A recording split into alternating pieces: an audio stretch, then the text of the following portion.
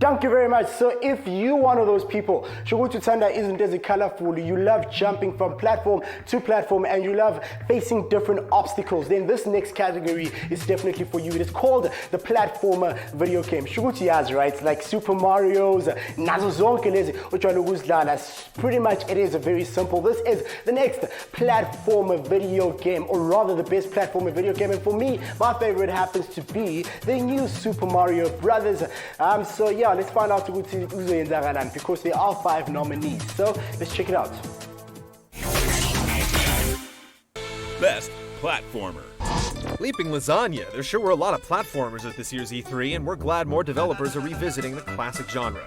The usual suspects make the rounds, with the likes of Mario appearing in not 1, but 2 entries that are sure to rake in the dough on name recognition alone.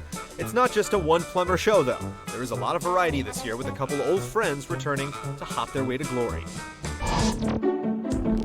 Disney Epic Mickey 2, The Power of Two. Mickey and Warren Spector pulled off and delivered a platformer that had wide appeal and became a hit. This time around, Mickey is teaming up with Oswald so you and a friend can paint the town in style or just wipe it all out with thinner. Once again, Disney has woven another wonderful world that we can't wait to leap into later this year. Guacamelee. 1 part action, 3 parts platformer, Guacamelee came out of nowhere to become one of the sleeper hits of the show. It's best described as a Metroidvania-style game with over-the-top wrestling moves, incorporating a distinctly Hispanic vibe by way of luchadors. What's even more unique is its dimension-shifting mechanic that requires you to hop between 2 worlds in order to progress. New Super Mario Bros. 2. It looks like Mario has the Midas touch, and everything around him is turning into gold. Gold coins to be exact, and lots of them.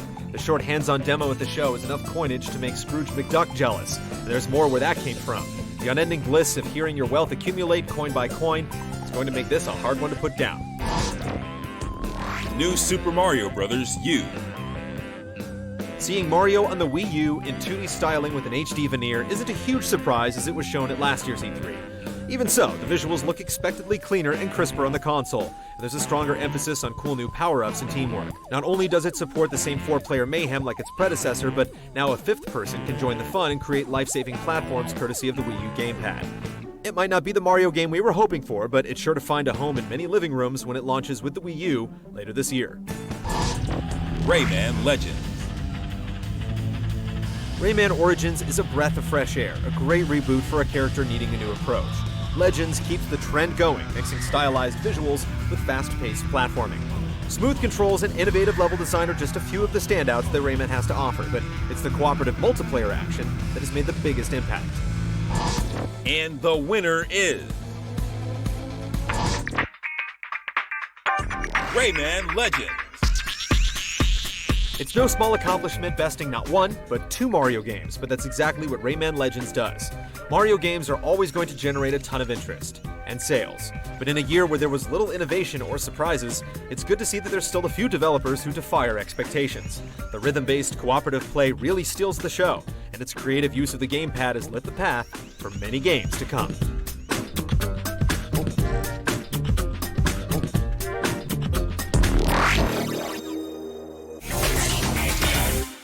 Alright, so I've got a question for you. He has the outline he wears a suit, he's got a tie, he carries in cheesa, and then a glove, and he goes around assassinating people and pretty much killing people using his gun. Yes, it is Hitman Absolution. That's my favorite game within this next category. What category is it? Well, it happens to be action adventure, the genre of action adventure.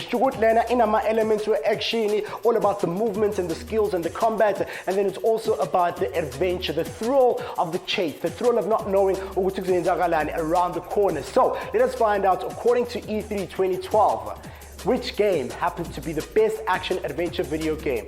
Check it out. Best action adventure game. As video games get more complex and more capable, the lines between genres have blurred. Sports games wield RPG-like stats, platformers have you mastering tightly timed combos, and everything under the sun is compulsive, often repulsive collectibles. So while the catch-all of action-adventure has many members in its nation, citizenship is still a stringent process, where exploration stands above gunplay, and where many moving parts conspire to breathe life into arguably the best games around. And here they are, the best of a very bright breed. And the nominees are Assassin's Creed 3.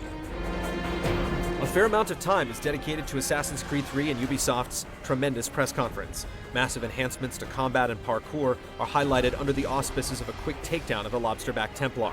It's spectacular. Then they show off the weather, making us wonder just how deep the rabbit hole goes in colonial New England.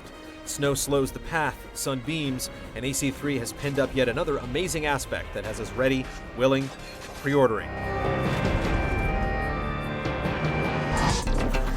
Dishonored. Imagine freezing time as a particularly foul gentleman aims his gun at your head and pulls the trigger. Now imagine as the fabric of space crystallizes around you, possessing said gentleman's head and positioning him in front of his own bullet. A steampunk-assisted suicide and just one slice of death dealing afforded by Dishonored's interchangeable parts. Choose your own adventure is more than kids' books. It's a mantra for making a remarkable adventure. Hitman Absolution. There were reservations around Absolution. Agent 47 might be the proverbial hitman, but his profile has been lower than a battlefield trench as of late. Trailers have enticed, developer-run demos had whet appetites, but it wasn't until we were released onto the streets of Chinatown ourselves that we became believers. We found 4 completely different ways to solve the same level in the span of 30 minutes, and games don't get much more flexible than that. The Last of Us. Guns, combinable items, a cover system, yes, Naughty Dog's latest hit all the checkboxes. Many games considered for a nomination do as well. The Last of Us is showing at E3 is impressive and dark. The scarcity of bullets lead to the necessity of brutal attacks, acted out with a touch of cinema verite. Ellie's commentary gives a small harbor of humanity, but what we've seen and played is comprised of desperate acts by desperate people. What happens when the infected gets involved? We can't wait to find out. Tomb Raider. Finally, an Uncharted clone. We kid, as Uncharted actually borrows most of its elements from Lara's early work, but her rebirth echoes the cyclical nature of game refinement. Stranded, strong survival instincts are her power-ups. The trailers and press conference demo are lit up with big set pieces, but it's our hands-on time that makes us evangelists. With still plenty of unrevealed hubs and, well, tombs to discover, we haven't seen anything yet. And the winner is Assassin's Creed 3. Quality oozes, gushes, and erupts all around AC3 with the shackles of series malaise cast off, as Altair and Ezio have bowed out from the limelight to make way for Connor's debut. Terrific trailers, remarkable hands-on time that includes multiplayer, and a trio of different press demos give more than the usual vertical sample we expect at E3. We may bemoan the steady supply of sequels that's become so flagrant in the industry, but there's nothing better than a beloved game whose iteration is truly a revolution.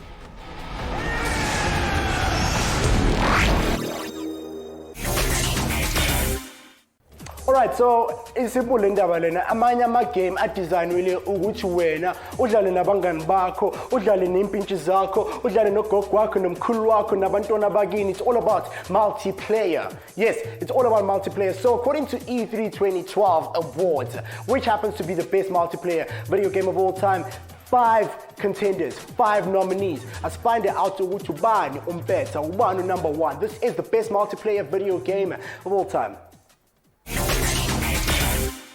Best Multiplayer.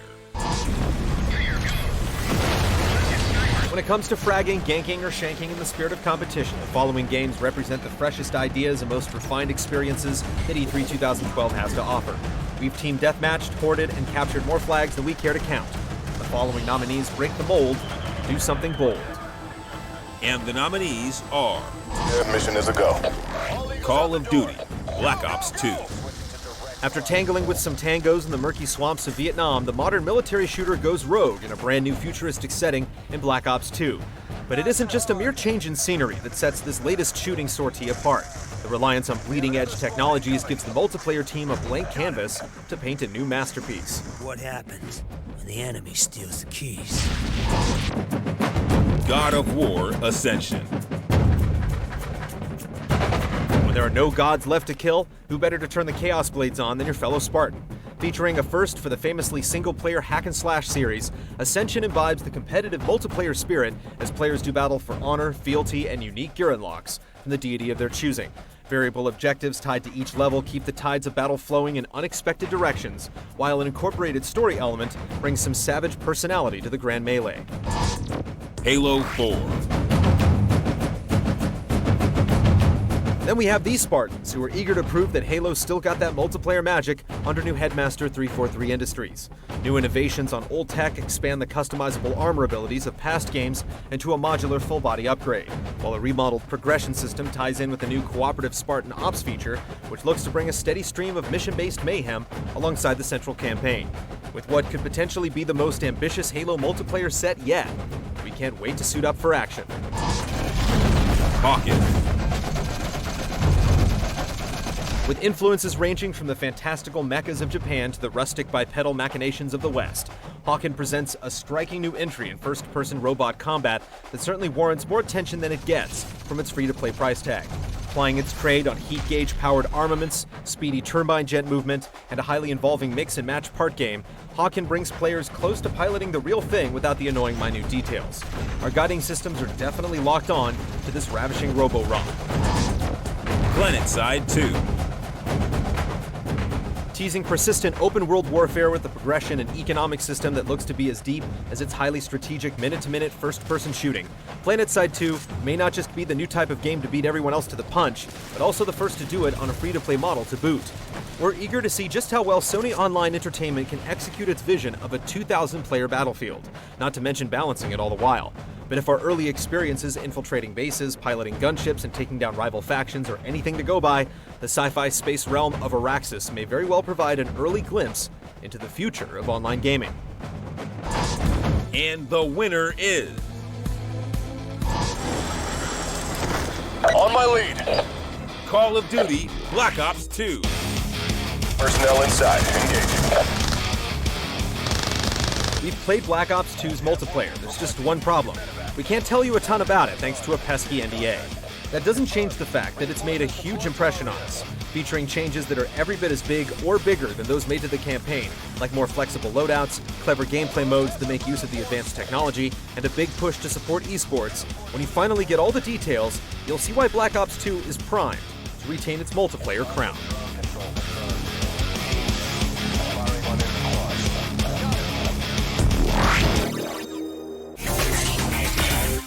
Yes, I'm still the marvelous wonder of the world. After the ad break, my name will still be Marvelous Wonder of the World.